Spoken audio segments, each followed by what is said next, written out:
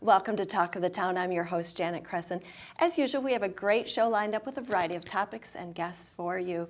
Right now, we're so pleased to have with us Eric Hewitt. He's the owner of the Medicine Shop Pharmacy in Monona. And if you are juggling lots of medications, you know it can get costly and it can get a little confusing. And they have a program to help you keep things straight and make it a little bit simpler. Isn't that right, Eric? That is correct, yes. Eric, thanks for joining me today. Absolutely, thanks for having me back. All right, so I understand that your service is called Medication Synchronization, and I've also heard it can be called MedSync. Can we shorten it? We can shorten it, yes. That first one's a little bit of a mouthful, absolutely. But it's an important, helpful thing. Tell us about it. It is, and it's exactly what it says. It's to get people that are on multiple medications, get all their medications synced or synchronized, to come due on the same day, whether that's monthly or every 3 months or however it falls in the calendar. So that way you're minimizing the number of trips you're making to the pharmacy. You can ensure that things are ready to go when you stop in, that kind of thing. So it's just coordinating those prescriptions so they all come due at one time. Sounds like it might be easier for both parties. Let's talk about how it's easier for the patient. Yep, absolutely. Well, number one, like we mentioned, you only have to stop in once a month, at the minimum, maybe once every 3 months, depending on how your insurance covers medications. So we minimize trips to the pharmacy. The other thing is, like I said, for pharmacies, sometimes it's hard to always have in stock, especially those 3-month supplies.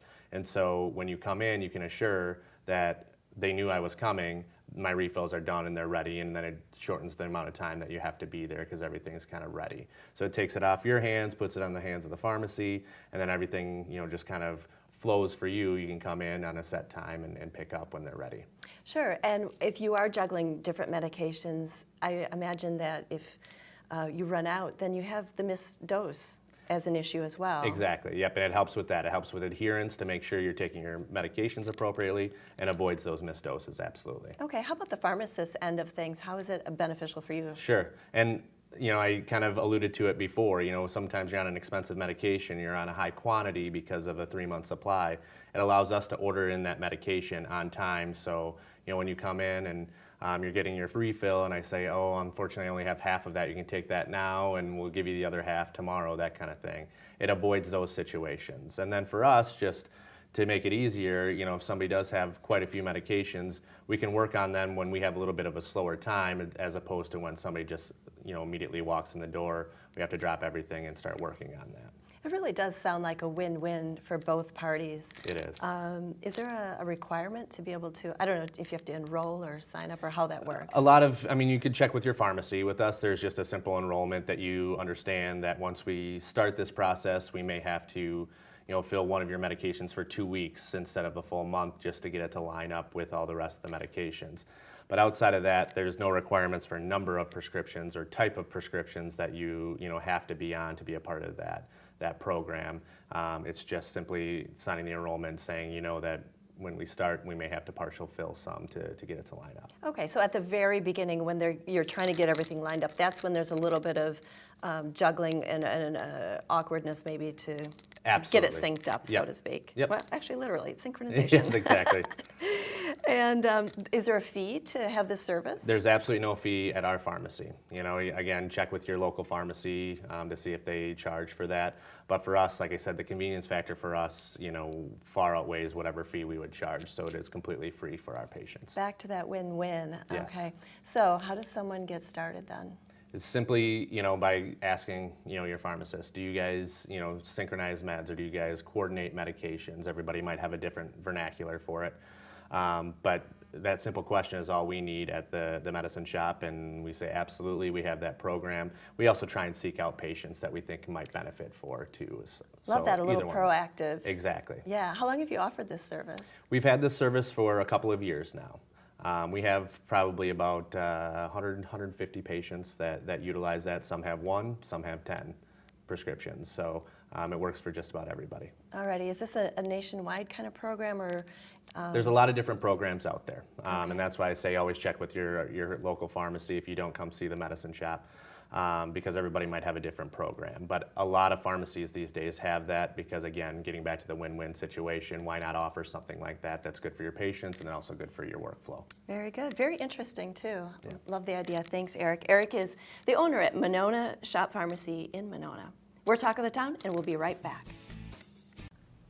Welcome back to Talk of the Town. Now, you may have seen a Badger bus driving around town. Now you're going to learn a little bit more about the business. I'm joined by John Meyer, who is the president of Badger Bus. So glad to see you. Well, thanks. I really appreciate getting the opportunity to talk about something I've done for my entire life. Yes, so this is a man who knows a thing or two about the subject matter. So we're going to talk a little bit about this business. Now, give us a little bit of an overview about Badger Bus before we get into it. Yeah, let me tell you a little bit of the history. Not a lot of people know about it, but we're a third-generation business formed in 1920, and I'm president of the company. I have two other owners that I work with, and grandfather started in 1920 with one bus driving between Madison and Monroe, Wisconsin, and back then he actually had to plow the road and they had to push the bus up hills. Oh my goodness.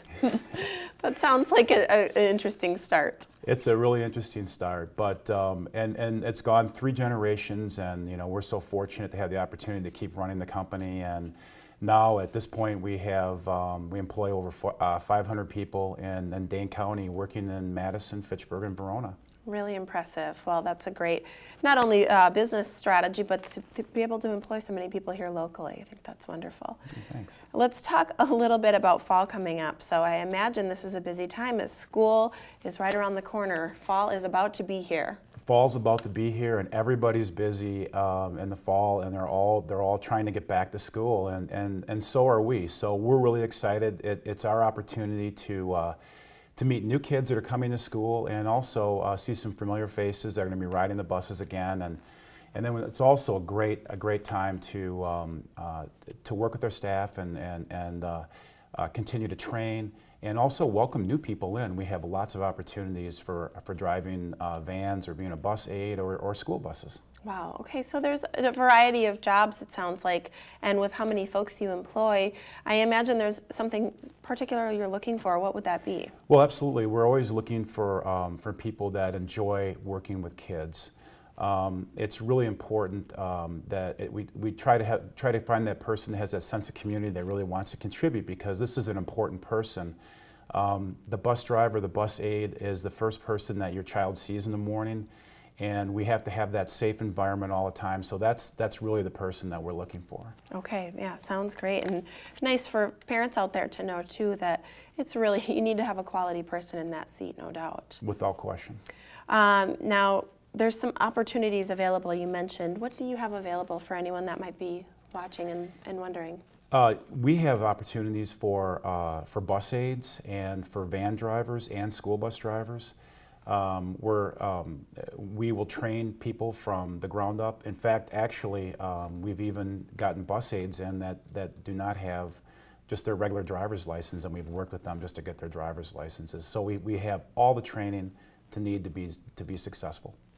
I think that's a great strategy. You want to hire a quality person and work with them to get some of the things that they may need to move up in the company or be in a different position. That's really special. Thank you. For folks who are interested, obviously a great company that has been through a few generations here, where can they learn more about some of the opportunities with Badger Bus? Well, thanks for asking. We actually are having 2 job fairs that are going to be coming up. The first one is going to be August 24th, and it's going to be at our Femrite location that's on the southeast side of Madison. And the next one's going to be on August 30th, and that will be at our Rimrock location. That's Rimrock Road in the Beltline. And both of them, there's detailed information on our website at badgerbus.com. Okay, so the nearest one coming up August 24th, and then a later job fair, you said the 31st, is that On the correct? 30th. On the 30th. Yep. So 24th and the 30th, really a great way to learn more about the company and be seen by some great folks. So thanks so much for joining us. Great, thank you. Again, this is John Meyer with Badger Bus. And you're watching Talk of the Town. We've got more for you coming up after the break, so please stay with us. Hi, and welcome back to Talk of the Town. If you've ever had a pest or a little infestation in your home and you've wondered exactly what they do, I think you might learn something today. We're going to talk to Gary Pepke, and he's with Cedar Ridge Pest Control, the owner, and I'm so glad to see you.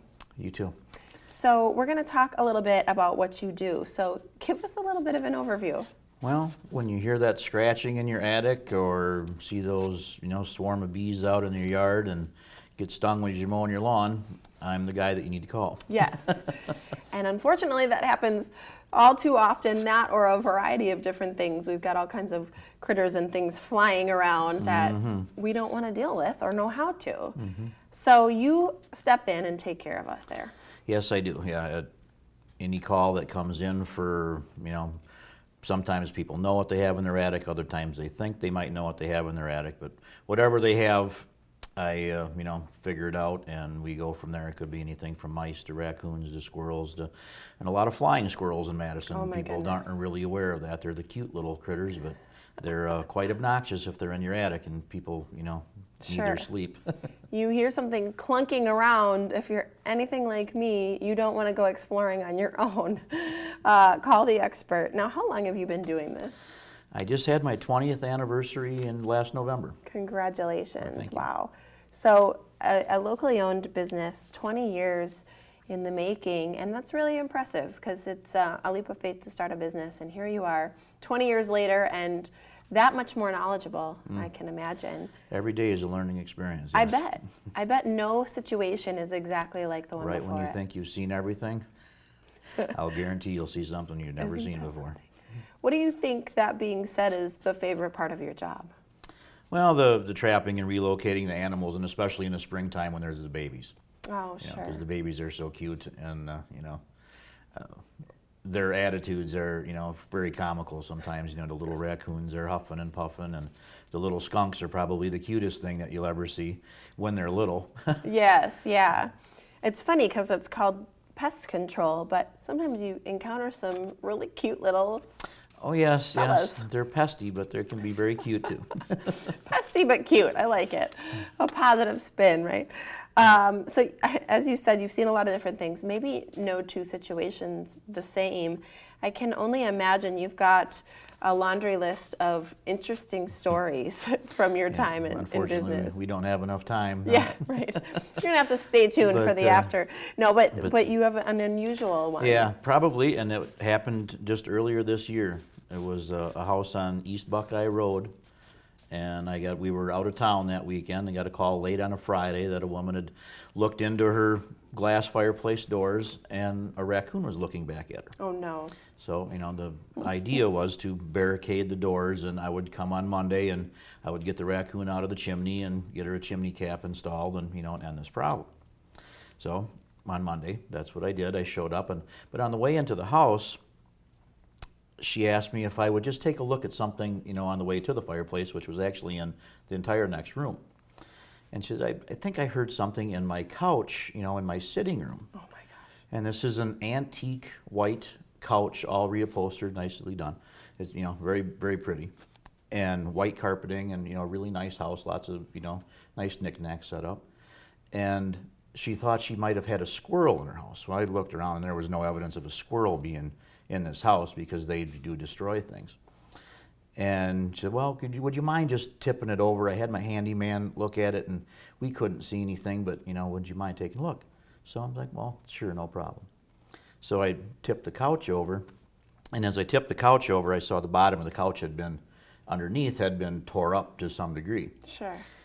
And as I was looking at it, I said, well, this looks like a raccoon, not a squirrel. And, the woman was, kind of quiet and puzzled at that point, how a raccoon could have been in there. And at that moment, a tiny little raccoon face poked up through the interwoven Oh my goodness. burlap on the bottom of this old couch and looked at me. So, of course, I had to get a little picture of that before I, and I'm thinking, well, if babies are there, where's Mama? And then in the corner of the couch, there was quite a lump, and there was Mama. Oh my goodness. So we had to fish her out of there and got her in a net and got her caged up and pulled 4 baby raccoons out of the bottom of this couch. Oh my goodness.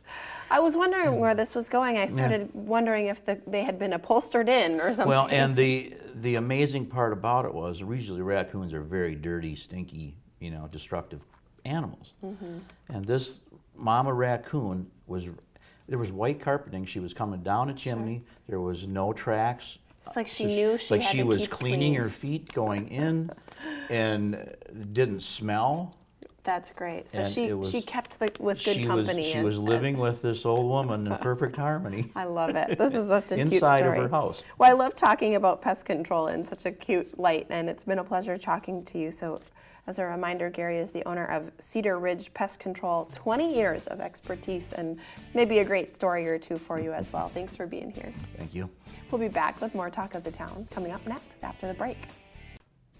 Welcome back to Talk of the Town. As you know, we love local businesses here, and we're going to chat a little bit about that. I think we have something in common. This is Bethy Geisthart, who is with Dane by Local, and I'm so glad to chat with you today. Yes, thanks, Jessa, for having me. So obviously, you know, we love your organization, and what a great way to support local businesses. We're going to tell you a little bit how you can help and have some fun while doing it. But first, give viewers at home a little bit of an overview of what you do. Sure. So Dane by Local is a coalition of all local businesses in Dane County and the surrounding counties.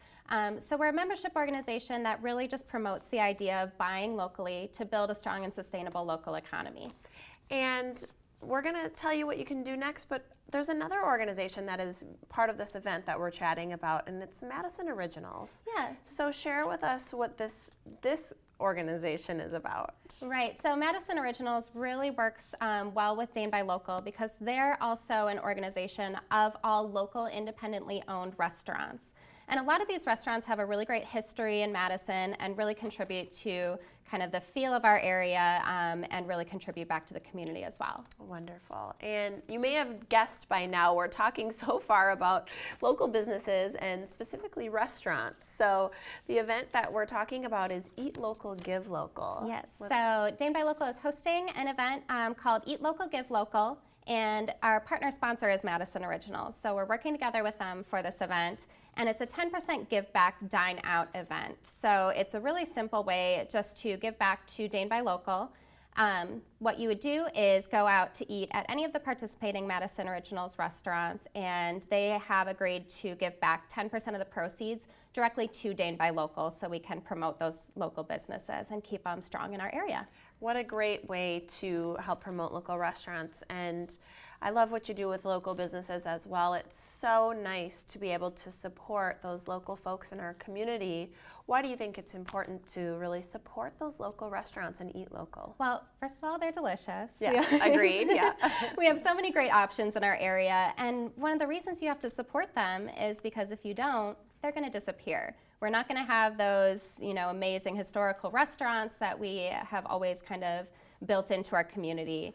And especially in Madison, we really want to keep our reputation up as kind of one of those food destinations. You bet. And another interesting fact about a lot of our local restaurants is a lot of them also source locally. So it becomes sort of this string of local support. So it's a really nice cause that you're doing. Yes.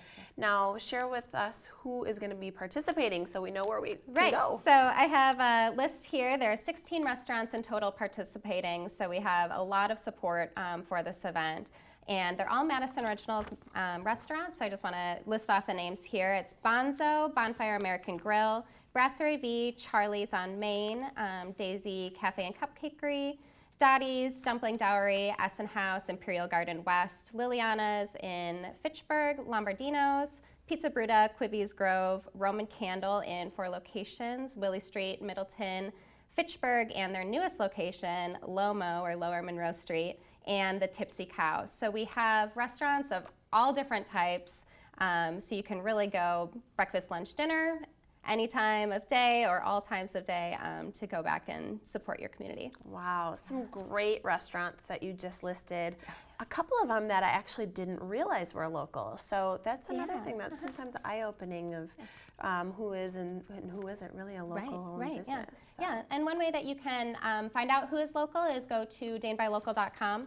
And we have our membership directory on there as well, and that's searchable by category. So if you want to find local restaurants, we have them all listed there as far as who is Dane by Local members. That's wonderful. And you should know too, if you're a local business owner out there, or you know a local business owner, Dane by Local is a great organization to get involved in, and they really help support and help you grow. So. Yes, thank you. We'd love to have you. Yeah, thank you so much for sharing the information with us. So Eat Local, Give Local, just as a reminder, August 24th. So it's all day. So you can go out for breakfast, lunch, and dinner, and it's all for a good cause, right? Right. All right. Well, thanks again. This is Bethy Geisthart with Dane Buy Local. I want to thank all of our guests for joining us today, and I appreciate you as a viewer.